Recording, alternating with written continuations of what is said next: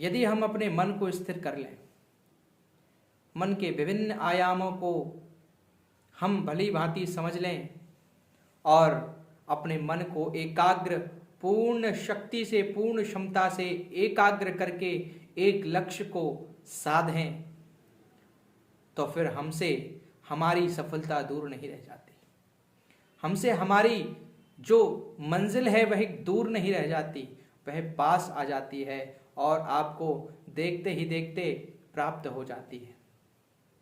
पर वो मन की शक्तियां कैसे जागृत करी जाएं, किस प्रकार से हम मन की शक्तियों पर, अपने मन पर, इंद्रियों पर काबू पाया जाए।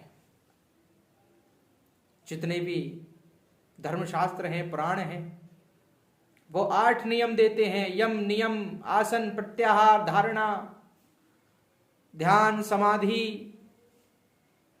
इनमें पूरा संसार, पूरा विस्तृत रूप से एक गूढ़ रहस्य छुपा है जिन्हें हम निकाल नहीं पाते।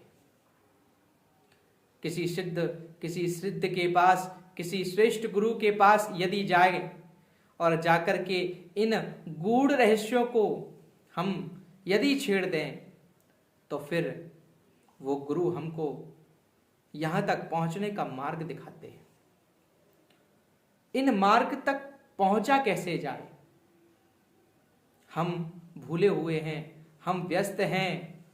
इस व्यस्तता भरी जिंदगी में हम अपने आप को नहीं संभाल पा रहे हैं। अपनी मन की शक्ति को चारों ओर डिवाइड कर दिया है, चारों ओर फैला रखा है। कैसे फैलाएं, कैसे समेटें? समेट नहीं पा रहे हैं। हमारे गांव में कहावत है कि भैया सन्नाटो फैला दियो, रायतो बगराए दियो, और रायते की तरह फैलते जा रहे हैं, विस्तृत होते चले जा रहे हैं। इच्छाओं की कोई लिमिट नहीं है, लिमिटेशन नहीं है, सीमा नहीं है। सीमाओं को तोड़ते हुए इच्छाएं बढ़ाते हुए चले जा रहे हैं। ये मन की स्थिति है, ये मन के कारण हैं। इन मन के आयामों को समझना आवश्यक है, क्योंकि ये जो मन है वह असीम शक्तियों का खजाना है, असीम शक्तियों का एक समूह है, जिस समूह में से हम कुछ चीजें लेते हैं और उनको वहीं छोड़ देते हैं।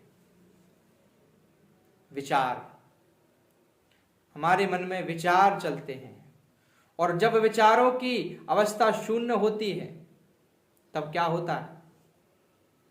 तब हमारा मन एकाग्र होता है। परंतु ये तो संभव नहीं है। विचार शून्य कैसे हों? विचार हमारे कैसे मिटें? विचारों को पढ़ना नहीं है, विचारों में जाना नहीं है, विचारों को पकड़ना नहीं है। विचार को आने दो और विचारों को जाने दो। जैसे हम उदाहरण देकर समझाएं कि 100 से लेकर के करोड़ों विचार आपके मन में एक साथ जागृत होते हैं, परंतु ये डिसीजन लेने की क्षमता कैसे आएगी? आज्ञा चक्र से आएगी। हमारे पूरे शरीर में मूलाधार से लेकर कर सहस्रार चक्र तक 7 चक्र होते हैं। इन 7 चक्रों में हमारा पूरा सूक्ष्म और अंतःकरण शरीर, पूरा सूक्ष्म शरीर झूलता है। कारण शरीर परमात्मा जहां पर वास करता है उसको कहते हैं। पूरा सूक्ष्म शरीर 7 चक्रों में झूमता है, और यदि डिसीजन लेना है, पावर लेना है, किसी भी कार्य को पूर्ण करने में जो सबसे प्रथम स्टेज रहती है वह रहती है अवस्था राइट डिसीजन की, सही निर्णय की। और जब हम जीवन में सही निर्णय लेते हैं तो हमारे सारे कार्य आगे सफल होते चले जाते हैं। इन्हीं मन की मानसिक शक्तियों को लेकर के मैं आप लोगों के सामने आया हूं।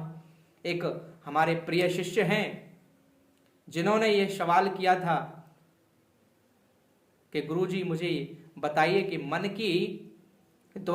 की शक्तियों के द्वारा हम क्या कर सकते हैं।